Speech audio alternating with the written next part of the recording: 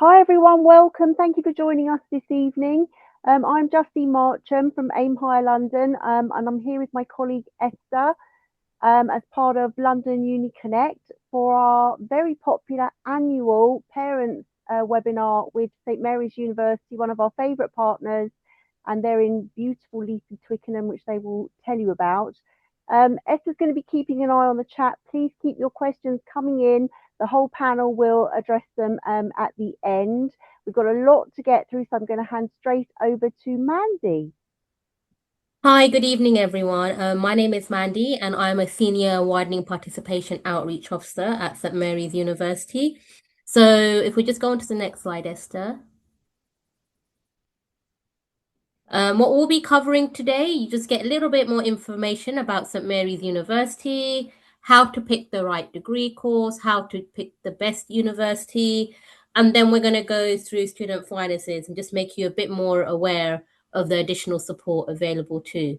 So if we'll go to the next slide, thank you. I'm just going to get the ambassadors to introduce themselves.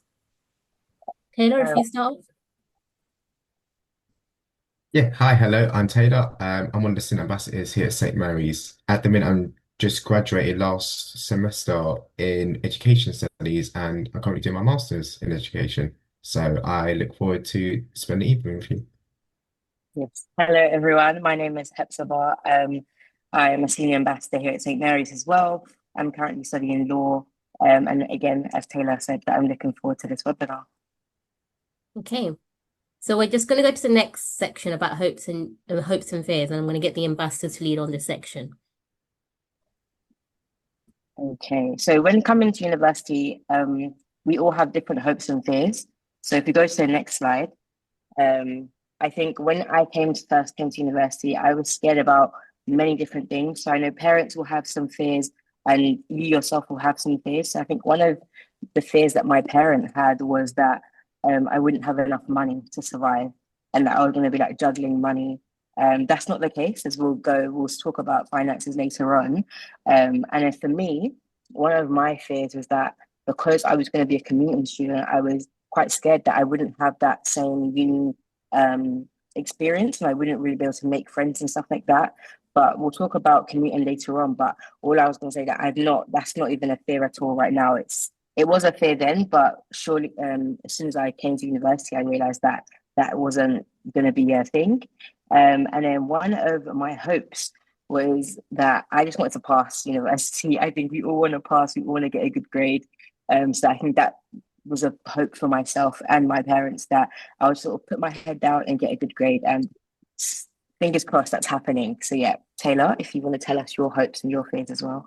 Yeah, my pleasure. So naturally, going to university is a very big step. It's a very big investment in terms of whether it be exposing yourself to a new world, the financial aspects behind it. So there are a lot of things to be optimistic about, but things to be a bit cautious about.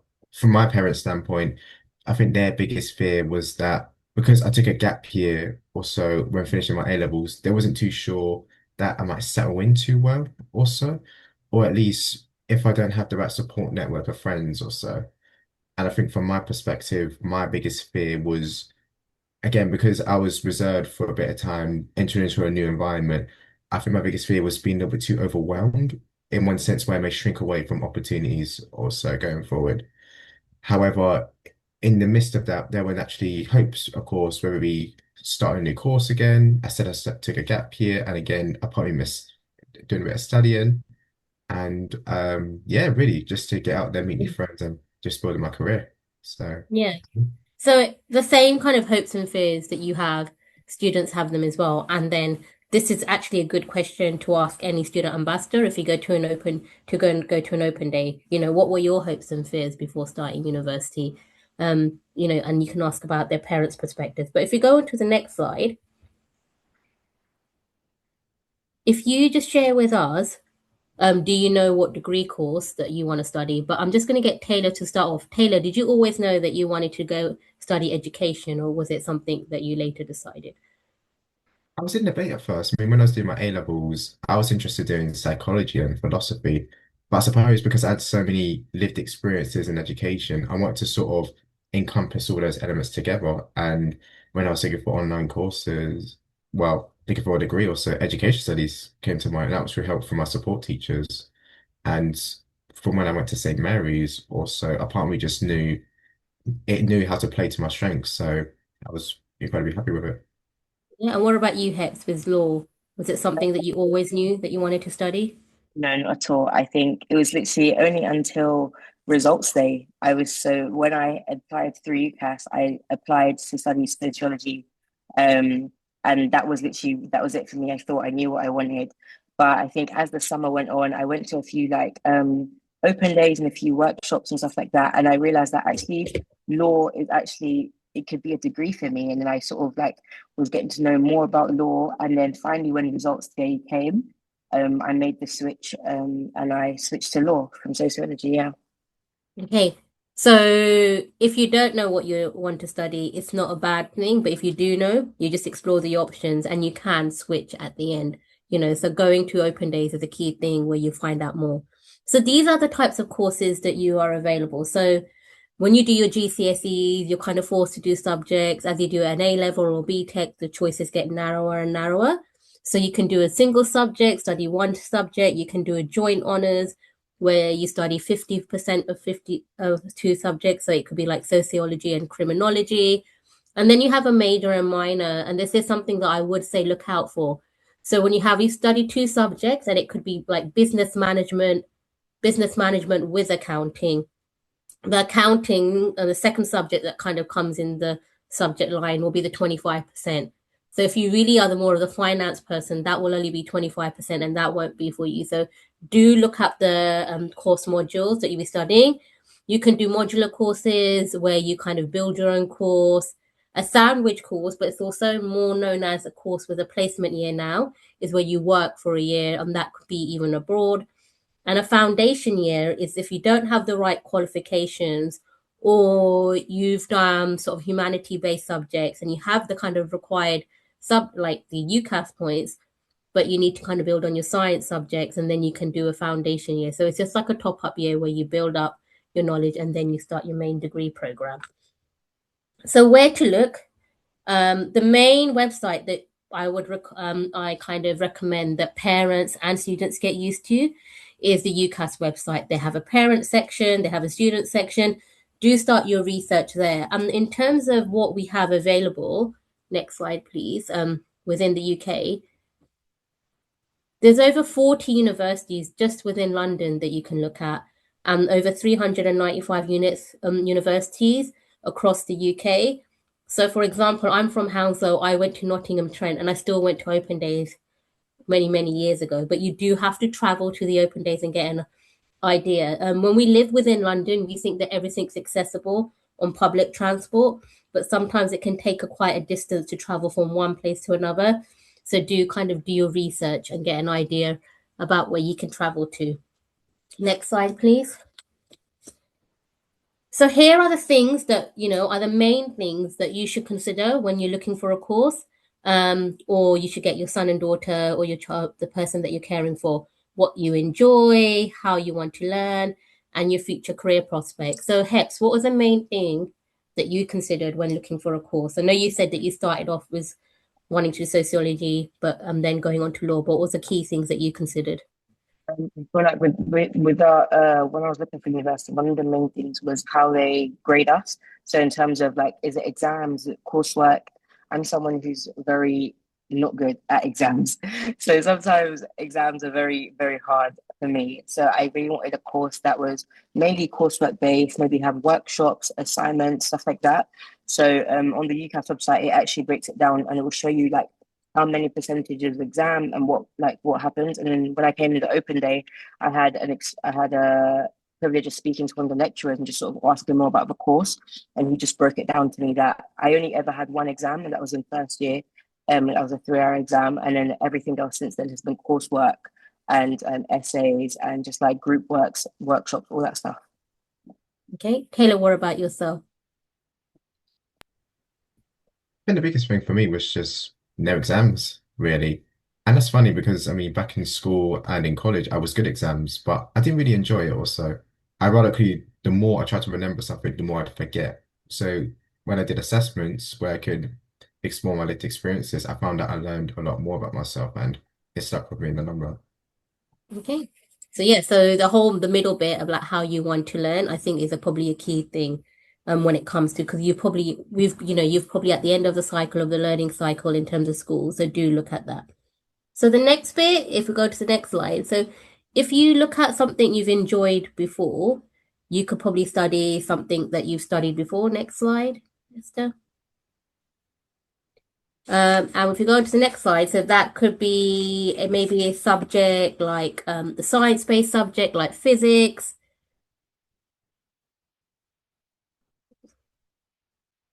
or it could be another subject like English literature that you could be studying, or you could kind of challenge yourself and then do something academically new. So, for example, it could be something like war studies, which is like, and they look for equivalent history. It could be something like this subject here, which is horology, which is the study of watches and the construction of watches, but also the technical side of it and how to build watches. If you're interested into a specific career, you might focus on something a bit more technical, in like if you're into IT and do something like ethical hacking. Now, when it comes to computer science stuff, there might be universities that specialize in certain things, so it's important to do look at their course content. You might do something like event management if you're interested, and that's something you could be doing as well. So that's something that's like career focus where you get specific, but how you want to learn is a key thing that you do. And universities, if you go to the next slide, they kind of assess in different ways when it comes to university learning. So how you want to be assessed at university. So here are a number of ways, and you've had the ambassadors tell you that they assess in a number of ways. But one of the key things they do is like workshops and practicals. And I just want Heps, if you just give a bit more detail about the workshops and practical stuff that you've done and how you're assessed in those. Yes, so for a few of my modules, we've had like group assignments where it's like one of the ones where we were pretending to be the solicitors and we were advising the client. So the lecturer was the lecturer was the client, and we had to act it out as if it was a real scenario. So that was a good way that we had to work as a team as well. And that's sort of like what we do in terms of like practical work. In terms of, we also have moots and stuff like that where we have a case and we have to sell the case and we have to do all of the work before, and then stuff like that. And even just we went to Isleworth Crown Court in first year, and we had to listen to a case, a real case. Then afterwards we had to write an essay about that. So I think these are just ways to sort of keep us interactive as well. And they're just sort of a really good way to learn as well, because I feel like you can learn something in theory, but then putting it into practice is completely different. So it really gave us that experience that we needed as well. Okay. And Taylor, do you want anything to add to that, like in terms of what you've really enjoyed about your course, your Yeah, master's and your undergraduate? I think the most wonderful thing was that I had the opportunity just to share my lived experiences in education also. And thankfully, because I could back it up with the theories that I've learned in my sessions, I got a bit of clarity both in my assessments and how I saw things growing up in school. So that was amazing. And also things such as doing a work placement module, it gave me an opportunity to discover new skills I didn't know that I had really, whether it be doing a micro teach session, so doing a little simulation of a lesson for 10 minutes, or even a presentation of a topic that I've been doing throughout my course. So again, it's just learning new things, but also building on my strengths. Yeah, and like so, when it comes to university, if you're doing A-level subjects now, it becomes a lot more practical. And future and career prospects is something that, that you should also consider too as well. So for example, if you go to the next slide, if you look at graduate placements, and it might be a place that you want to work, but most graduates, what they want to do is they just want you to have all roles. Sometimes they just look at the overall grade. So like a 2-1 is like a BA, that's what they're looking for. And some just look for like a 2-2, which is like, equivalent like of a BB. But a university is an opportunity for you to study something that you've loved and that you really enjoy. And all university degrees if we go to the next slide, they have like a career service as well. So you get your career service, your support from like day one. So if you, Taylor, if you talk about how careers have helped you since you've started university. Yeah, I can be happier. I mean, when I started off at university, I was keen on having a steady foundation career-wise. So naturally, you could just book a meeting or go to a doorstep and they'll sort out your CV, sort out your cover letters. And what's happy is that sometimes if you subscribe to, let's say, the email subscription, you'll get a few emails regarding whether it be part-time roles, internships, also. So again, they're just trying to give you opportunities while you're out there. Yeah, and Heps, what kind of role has careers played in your time at university? Oops, Heps just dropped off.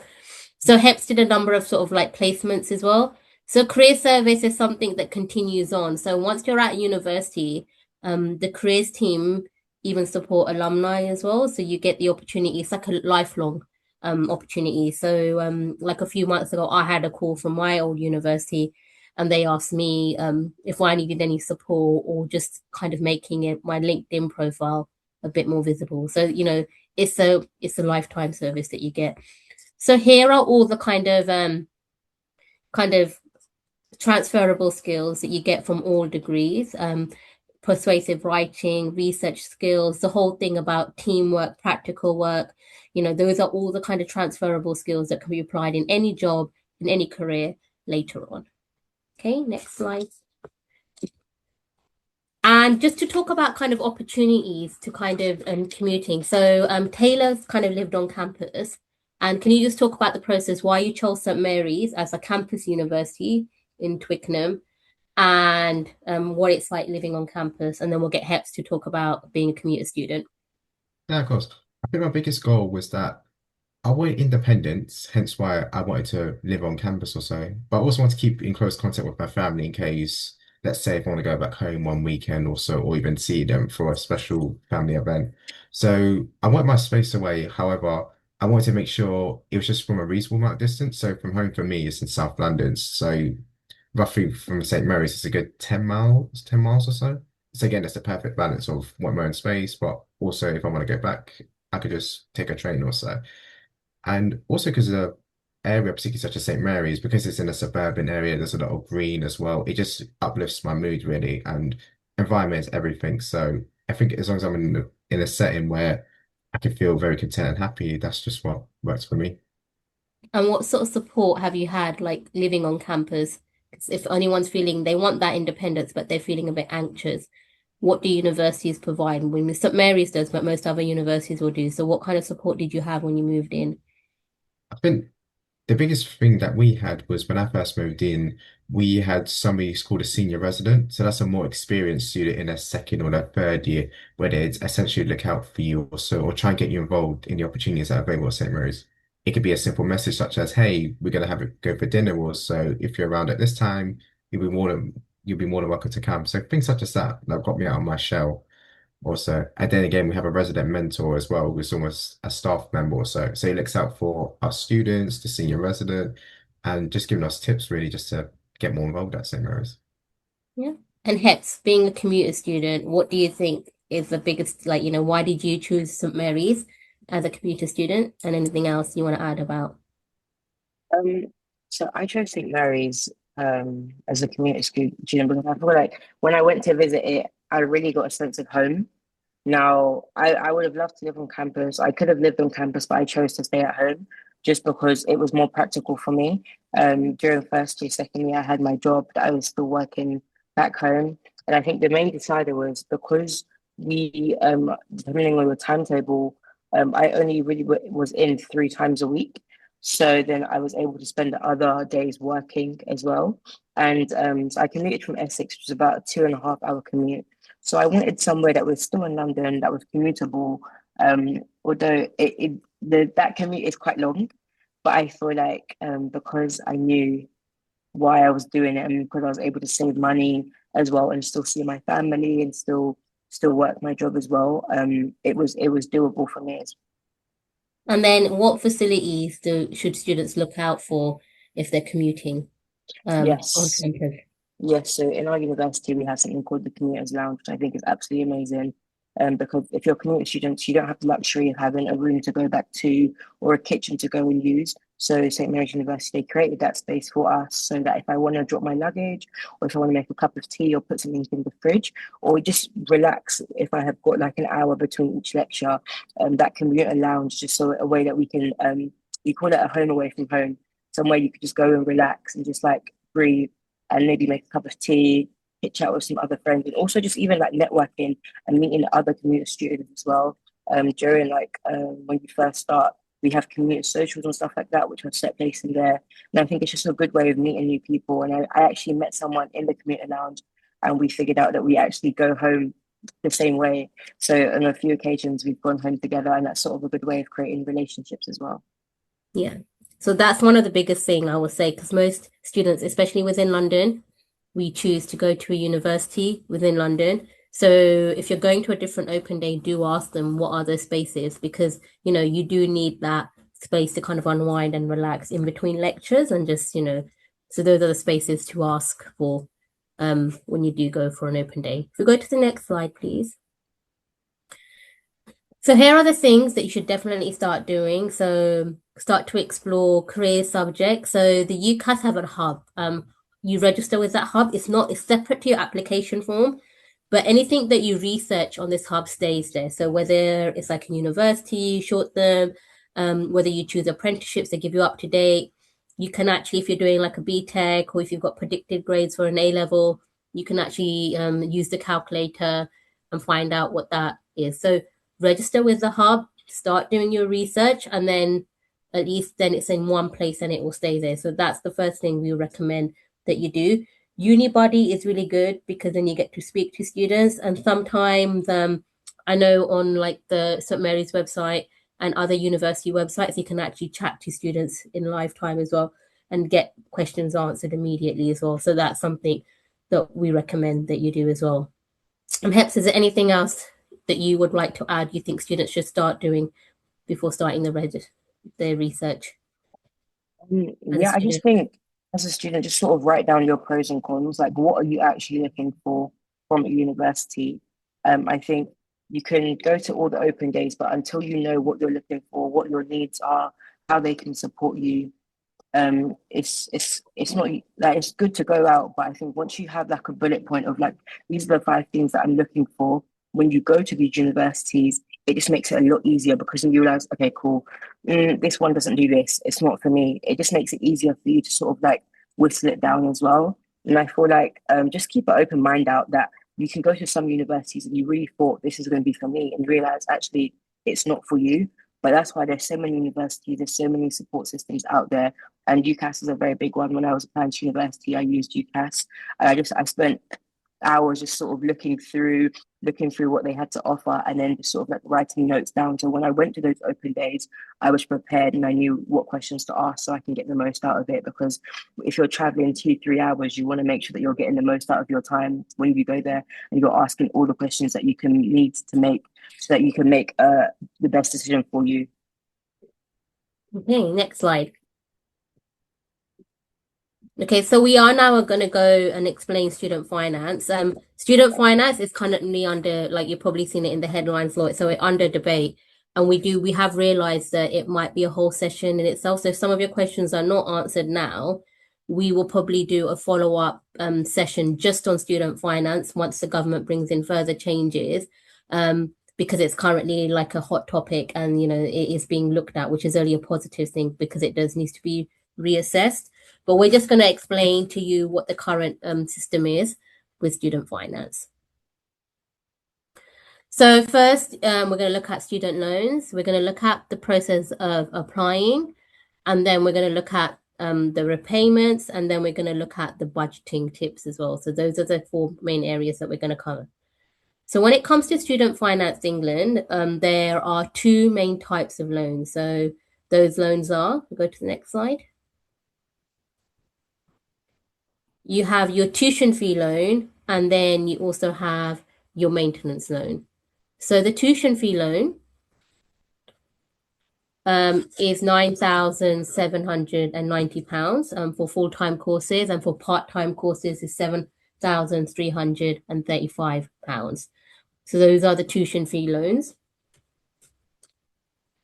And then the tuition fees cover the cost of your teaching at university, as long as it's your first degree at university. And then we continue. And then when you apply for the loan, it goes directly to the university. And this is only once you start the course. So, like you can apply for student finance and then you can change your mind. They will still not charge, because they will only charge once you start the university. So you don't see this money, it goes directly to the university. Next slide. And the maintenance loan, this is to help you to cover your living costs, your food, rent, bills, books, and other university expenses. And this maintenance loan is paid into your bank accounts by the government in 3 installments during the academic year. The amount you receive will depend on your current household income and where you'll be studying and living as a student. The next slide will kind of summarize what that would be.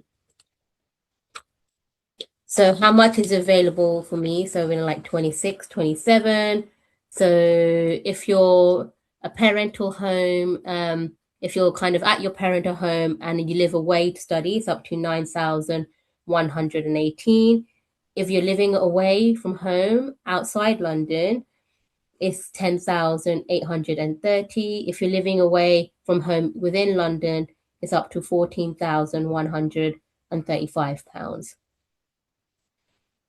And the maintenance loan is based on kind of like your household income. And all this information is from Student Finance England, and it's been recorded. But as you can see, the lower the income, you kind of receive the maximum. The higher the income, the amount reduces. Okay, if we go to the next slide, please. Sorry, if we go to the next slide. And before you even go and start student finance, you could actually kind of use the student finance calculator on the Student Finance England website. Your results will be more accurate. Then you kind of know what you'll be entitled to. And this is a kind of exercise that you could sit down to do with the child that you care for, your son and daughter. Just kind of an exercise before you even start the Student Finance England, just to kind of sit there with a spreadsheet and do that. So additional finance that's available as well is scholarships, bursaries, and I'm just going to get a Hex to talk about a bursary that you accessed from St Mary's. Yes, so when looking for university, I was making sure to see what is actually available for me, and something that was available for me is called the St Mary's bursary. Essentially, this is a bursary that's paid directly to my bank account, and it's paid twice a year for the entire of my degree. So I received 8 payments, and it was up to £6,000 for the whole 3 years. And this is money that I don't have to pay back. And I just looked on the website and I saw what the requirements were, and I saw, was I able to fit these requirements? And I applied. I had to just send over some details, and I had to write a little statement. And then shortly after I joined St Mary's, I found out that I was eligible and that I had received the bursary.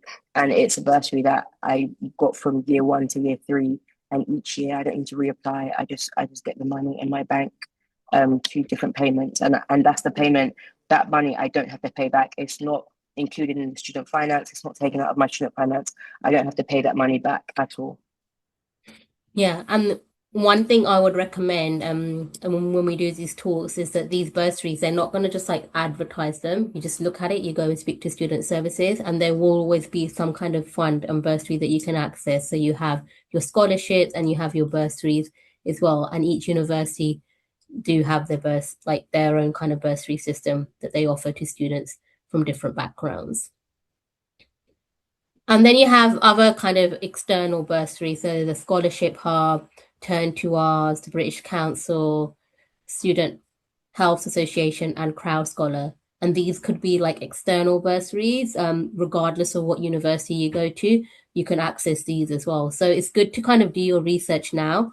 The statement does take time. They do want you to kind of provide a backstory, not that you just need this money kind of situation and stuff. And then, it's a good opportunity. And they might even ask your current school or college for a bit of information about you as well. So just do look up these bursaries and do your research about them.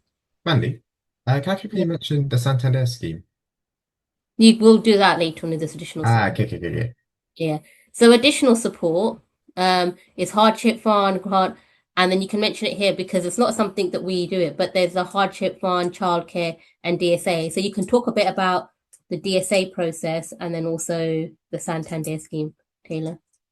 Yeah, no problems. So, with the DSA, Disabled Student Allowance, for someone who got additional support in school, thankfully, I had a whole load of evidence of information, whether it be from my EHCP, Education Healthcare Plan, which naturally expires when you finish college, or even things such as discharge letters from talking therapies or counseling sessions.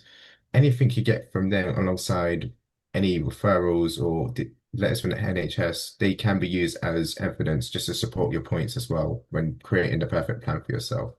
What's wonderful too is that you can even get sometimes maybe assistive technology such as a laptop with the necessary software in there, whether it be the likes of Grammarly or even things such as to make, let's say, the screen more accessible, so such as a light shade of blue. Simple tweaks and adjustments such as that that makes university life a lot easier.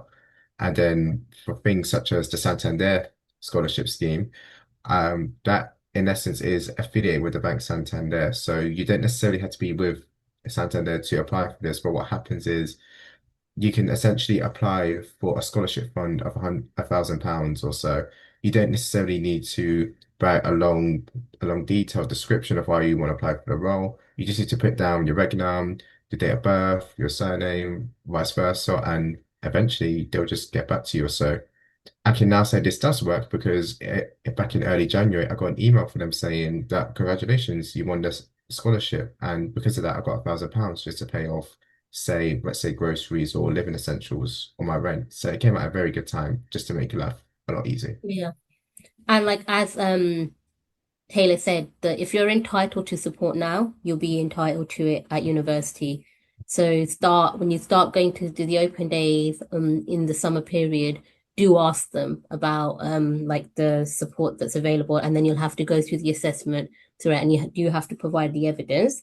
And I know initially it seems quite long, but the support might be additional support that you get, like the digital loan schemes and stuff that you may not be accessing in your school or college. You'll get that at university. So, do go through that process if you're currently receiving the support.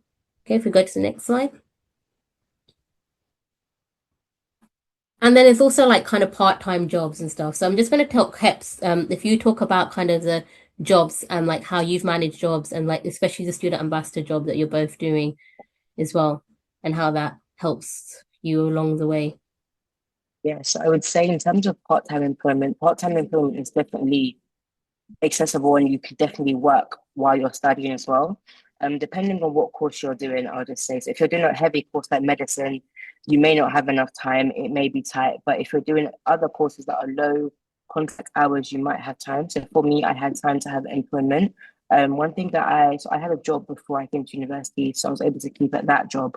But then St. Mary's has an amazing careers team and careers platform that everyone is able to get access to. So I was able to get access to that platform and just sort of scroll through what jobs are offering, what internships and stuff like that. And through that, I found a summer job, which is as a teaching assistant, teaching art. So I've literally been doing that since first year, and I'm doing it again this year. And it's just simple ways of building connections with employers and sort of getting experience as well. And that was a paid employment as well. And they have so many different platforms and so many different jobs available on that platform, which I think is amazing. And we also get access to it after we graduate as well. So I think you're definitely able to have a job, and it's just about how you manage your time, whether it's on the weekends or whether it's on the days that you're off, in the local areas and stuff like that, or even as inside the school. So myself and Taylor, we are student ambassadors. I've been a student ambassador for the last year, and now I have an opportunity to apply to be a senior student ambassador, which I am now. So that's also a way that you can actually earn money while working. So we work with the school in the WP team. We also work with the recruitment team. So we go out to primary schools, secondary schools and stuff like that. And just we have a stand and we tell you about our university. And I think that's the way of sort of you guys receiving the best knowledge about university, because we are students there as well. And that's also a way that you can gain experience and earn money at the same time, which is amazing. So the additional funding that you can get from students is like your part-time saving and additional contributions, which sometimes can be family contributions. So these are steps. So you apply to Student Finance England. So step 1. So get familiar with this website. You need your national insurance number to register. Then you send your evidence required to get your application form processed quickly. And the next step is that you will send parental and household income. So your parents will have their own little section. As parents, you'll have your own little section to complete. And the students can help you complete that. Application is assessed and you notify them amount that you receive. And then this is the whole kind of student finance journey that you have. So you start university, you register at the university, you make the payment, interest is applied from the day that you make your first payment, and then you reapply for student finance each year, and then you graduate. So that's the kind of process it is. Once you've applied for student finance, it's quite easy. So in terms of the repaying, so repayments is 27,250 before tax. Payments will be paused if your salary ever drops below this figure. You'll make monthly repayments until you can pay the entire loan off. So it's 40 years. If you don't pay off, then the whole loan is wiped. So if we look at the repayment figures now, and it's a tax from your payslip. So it's like a graduate tax. And this doesn't affect your credit card score. You can still get a mortgage from it. You know, when mortgage companies ask you for the bank statements, they just want to see what your monthly payments are like. But you won't get scrutinized for having a student loan or repaying of your tuition or maintenance loan. So this is roughly, so if you're like £27, you pay nothing. If you start earning like 28,000, you're paying £22 off a month. If you're earning £29,500, you're paying £33 a month. 31 is 45. And the more that your income increases, the more you pay off on a monthly basis. Next slide. And now for like some of the budgeting tips, which some of the students will share. So kind of identify your expenses you need to plan for. Next slide. So this could be books, phone contract, rent, mortgage, utility bills, daily expenses, lunch, and things. So, and then days out, study supplies, society or clubs, and savings and other commitments. So that's what you need to do. And like I say, and have a safety fund as well. So next slide. Know all your incoming funds that you have as well. So which could be your maintenance loan, your whether you have a part-time job, saving, additional support, bursary, scholarship, grants, hardship fund, or any dependence allowance that you may have. Next slide. And kind of like budget as well. So these are the things that you may want to budget for. So next slide. So what you spend, what can you cut, what should you provide, and can you get additional income by speaking to friends? And are there any other loan grants and bursaries? So some of the things that we haven't mentioned here, one of the grants that we have at St. Mary's is a bursary called the Student Engagement Fund.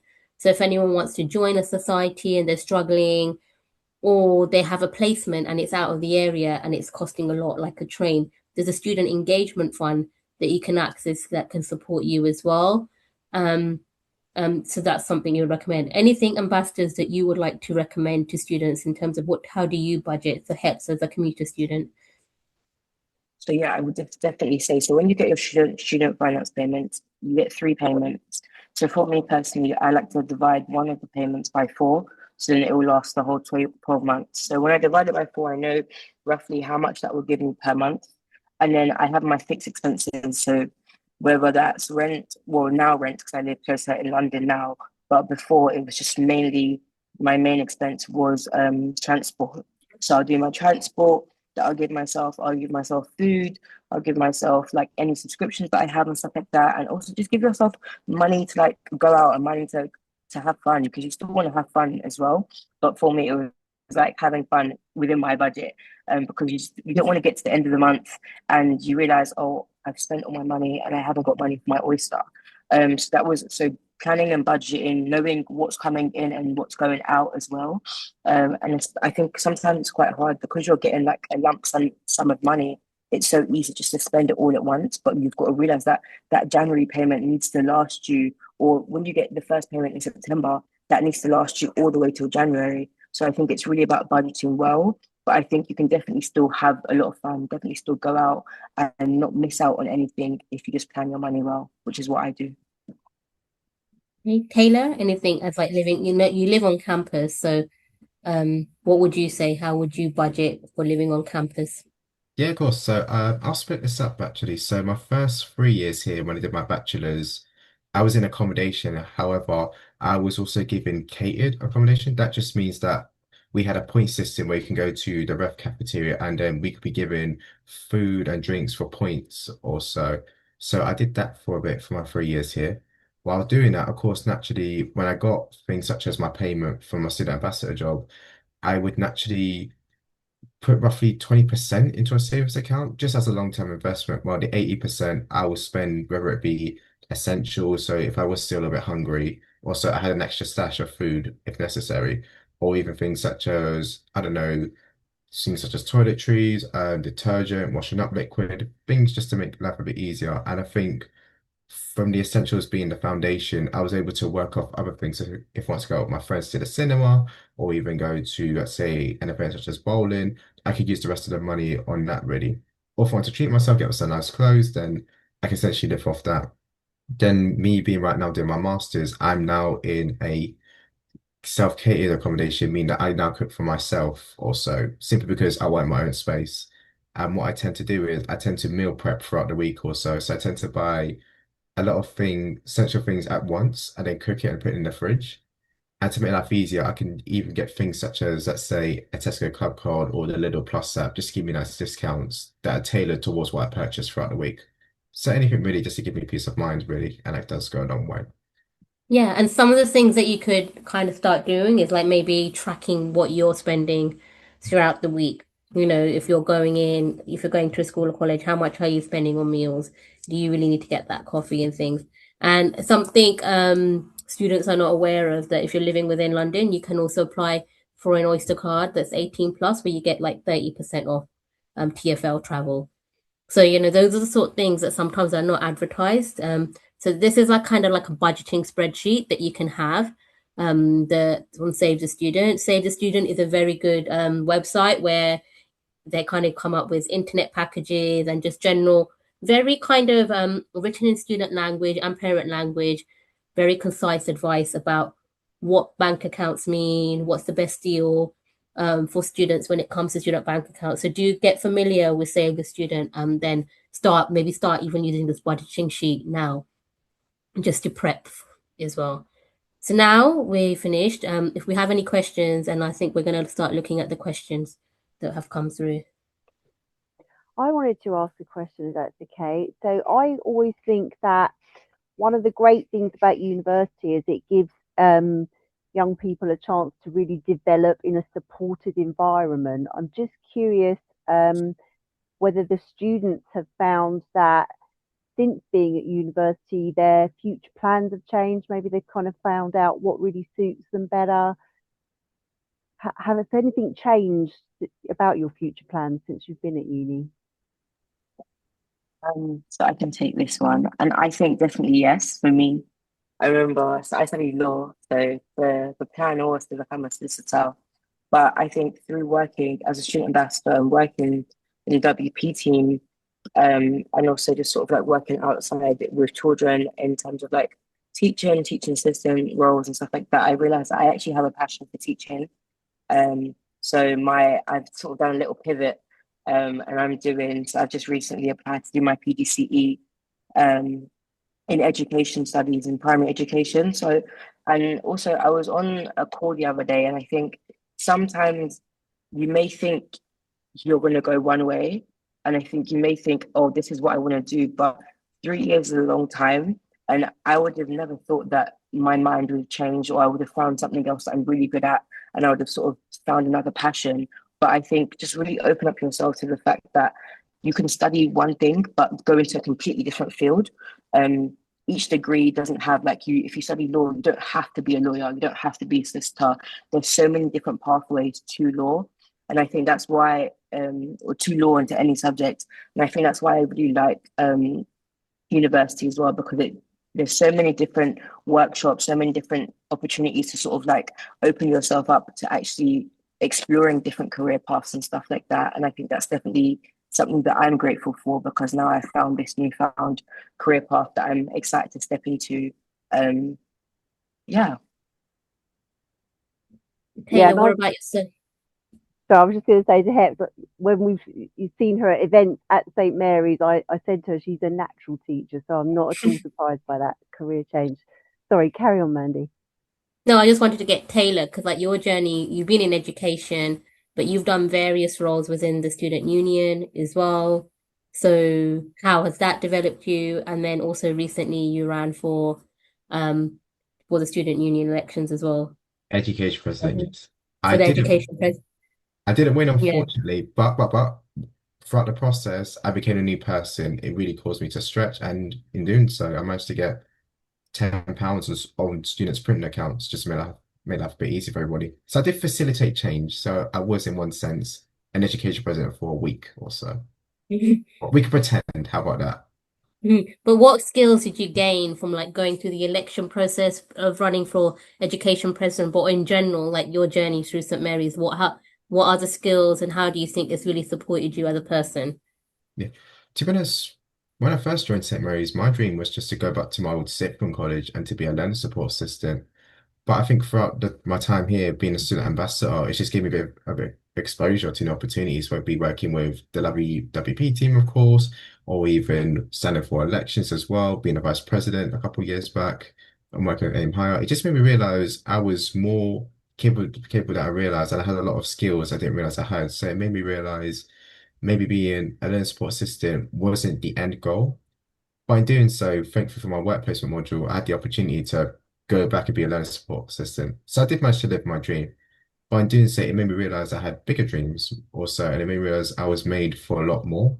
One of them was being, I worked at Richmond Wandsworth Council for a couple of months as a equality, diversity, and inclusion officer.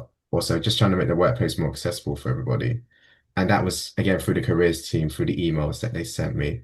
So yeah, it just made me realize the possibilities are endless. Thank you. Yeah, and Taylor, So you're such a great advertisement, I think, for SEND students who I think sometimes feel a bit nervous about university and like it isn't for them, but you've grown so much, and like you say, even your goals have kind of changed and got bigger. It's wonderful. Honestly, I couldn't be more grateful for those opportunities. So if you have any questions for us, please do ask now, because we do have a bit more time. Yeah, you can just pop them in the Q&A. I said chat earlier, sorry, that's not working. It's the Q&A function. Be about anything. Hi, sorry, I was just trying to unmute myself. So yeah, no, please do put your questions in the chat. One that we did have a little earlier is how do students cope with workload, and what kind of support is available in terms of that? So I say in terms of support, everyone, you have a personal tutor that gets assigned to you, and that tutor will check in with you beginning of term, middle of term, end of term. And we have so many different support systems in school as well. So if you're struggling, you can literally go to them and ask the well-being team, and they can help you figure out why you're struggling, or if there's certain things that you need, if you need extra time, or if you need extra time for the exams or for assessments and stuff like that. So I think different subjects will have different workloads. So if you're doing something like primary education, that's very intense because you're in every single day and you've got placements and stuff like that. Whereas other subjects like business or law, you're only in about 3 days a week, but then it's like there's a lot of reading as well. I would just say for myself, how I manage my workload is I create a timetable. So I literally know what I'm reading, I know when to read it by, so that I don't fall behind. Because I think sometimes when you fall behind, it's so hard to catch up because you're constantly playing catch up. But I think for me, it's just about setting that strict timetable um, per week. So you have a number of like hours that you're supposed to do in lesson, and also contact hours you're supposed to do outside of lesson as well, independent study. So I think if you're doing that independent study and you're setting those targets, it is manageable. But again, if you do struggle, because we all struggle from time to time, and we definitely do have those avenues where you can actually reach out for help, and the support will definitely be given, whether it's by lecturers, whether it's by the pastoral care team, well-being support team, or your tutors, your personal tutors that we have. Yeah, and then there's also the library as well. So the kind of our additional support link that are kind of always there. So you can organize one-to-ones with them to do referencing. And they also run weeks like Smart Study Week, which is coming up in March, which is supporting students with like revision skills.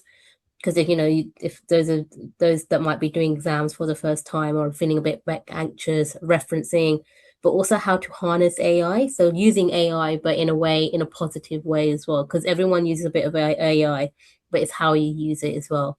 So there is kind of support there. And I think one of the key messages I would say is that even my background is I used to teach in an FE college, and I always used to say to students, oh, when you go to university, you're on your own, it's all about independence.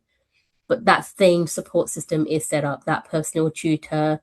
There's learning development lecturers that if English is not your first language or you're struggling with literacy as a whole, they kind of support them. So subject specific, you get your subject specific support, you get your general support, and then you've got your well-being support as well. Taylor, is there anything you wish to add, that support that you've received when you've been at university to Yeah, help of you with the work? course. Yes, I mean, as part of my DSA package, I was actually given a few mentoring sessions throughout my 3 years at St. Mary's. So it could be things such as academic study skills, or even mentoring such as how to ensure that I remain on the right path throughout my time at university. So things such as that really that went a really long way or so.